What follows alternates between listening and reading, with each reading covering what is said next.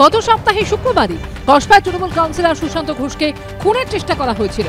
সেই ঘটনা নিয়ে এই শুক্রবার উত্তপ্ত হলো কলকাতা পুরসভার অধিবেশন।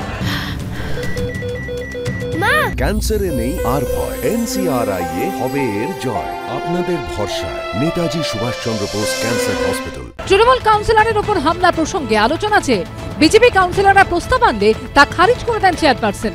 প্রতিবাদে বিজেপি কাউন্সিলরদের হইহট্টগোলে তেতে ওঠে পুরসভার অধিবেশন। তৃণমূল কাউন্সিলর সুশান্ত ঘোষের উপর হামলা নিয়ে কলকাতা পুরসভায় একটি প্রস্তাব আনতে চেয়েছিলেন বিজেপি কাউন্সিলররা।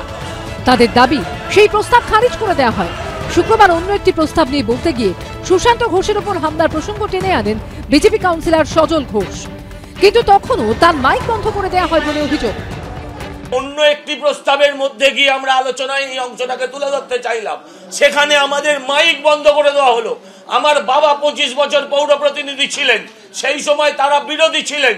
আমি কখনো মাইক বন্ধ হয়েছে বলে অন্তত আজকে যদি পুরসভার ভেতরে কাউন্সিলর গুলি খাচ্ছে, মেয়র বুক চাপড়াচ্ছে যে পুলিশ কিছু করছে না, পুলিশ কিছু করছে না, সেই কথাটা তুলে ধরতে গেলে যদি পুরসভার ভেতরে যদি মাইক বন্ধ করে দেওয়া হয়, তাহলে বিরোধীদের কণ্ঠ কিভাবে রোধ করা হচ্ছে এটা আপনারা চোখের ওপর দেখতে পাচ্ছেন।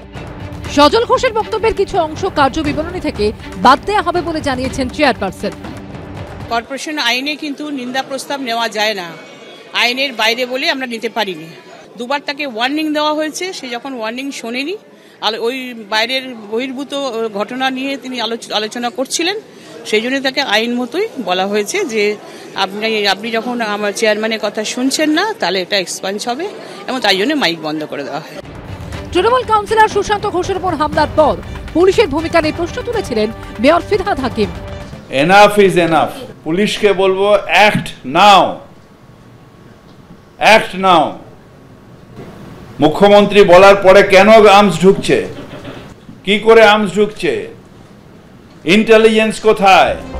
এদিন কলকাতা পুরসভায় সজল ঘোষ যখন সুশান্ত ঘোষের উপর হামলা নিয়ে বলছেন, তখন সেখানে ছিলেন ফিরহাদ হাকিমও। মেয়র তো বলতে অ্যালাউ করছেন আমায়, এটা তো মেয়রের কথাই বলছি আমি। মেয়র তো আমায় চাইছেন আমি বলি, মেয়র চাইছেন, কারণ তো মেয়রের হতাশা কদিন আগে ব্যক্ত করেছেন। এনাফ ইজ এনাফ, ওটা তো আমার কথা ছিল না, আমি তো সেটাই আজকে বলছিলাম প্রতিধ্বনি করে।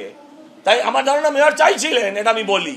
প্রসেস অফ কর্পোরেশন প্রত্যেকটা কাউন্সিলরের জানা উচিত। আমরা একটা টাউন হলে মিটিং করেছিলাম, সেটাতে অ্যাক্ট অনুযায়ী কিভাবে করতে হয়, কিভাবে করতে হয়, যে কোনো জায়গায় যে কোনো কোশ্চেনের উত্তরে যে কোনো জিনিস দেওয়া যায় না।